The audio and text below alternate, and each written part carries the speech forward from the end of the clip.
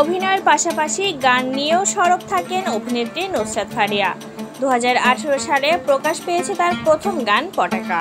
এখনো পর্যন্ত 4টি গান প্রকাশ পেয়েছে এই অভিনেত্রীর। গত বছরের শুরুতে ফুয়াদ আল মুক্তাদিরের সঙ্গীতায়োজনে রেকর্ড করেছিলেন নতুন গান।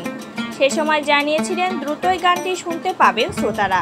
1.5 বছর পার হয়ে গেলেও এখনও প্রকাশ পায়নি সেই গান। সম্প্রতি এক অনুষ্ঠানে গান প্রকাশের দেরি হওয়ার কারণ, সেই সঙ্গে গান নিয়ে নতুন পরিকল্পনার কথা জানান ফারিয়া।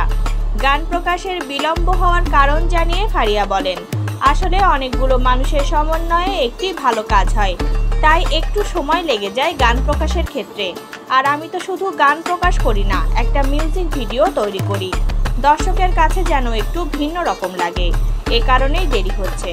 নতুন বেশ কয়েকটি গান রেডি করা আছে। ফুয়াদ আল মুক্তাদির, সঞ্জয় সহ বেশ কয়েকজন সঙ্গীত পরিচালকের সঙ্গে কাজ করা হয়েছে।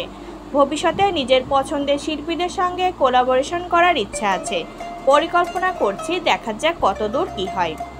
গানের পাশাপাশি সিনেমা নিয়েও ব্যস্ততা বাড়ছে এই অভিনেত্রীর। এ মাসের শেষ দিকে নতুন সিনেমার শুটিংয়ে অংশ নেওয়ার কথা রয়েছে ফারিয়ার। শীঘ্রই আসবে আনুষ্ঠানিক ঘোষণা। ঢালিউডের পাশাপাশি টলিউডেও অনেক সিনেমায় অভিনয় করেছেন ফারিয়া, তবে কয়েক বছর ধরে সেই ইন্ডাস্ট্রির কোনো কাজে দেখা যায়নি তাকে। এ প্রসঙ্গে ফারিয়া বলেন, ওপার বাংলায় কাজ করছি না, বেশ কয়েক বছর হয়ে গেছে। বিশেষ কোনো কারণ নেই, ভিসা জটিলতা, ট্রাভেল সবকিছু মিলিয়েই এখন ওখানে কাজ করা কঠিন।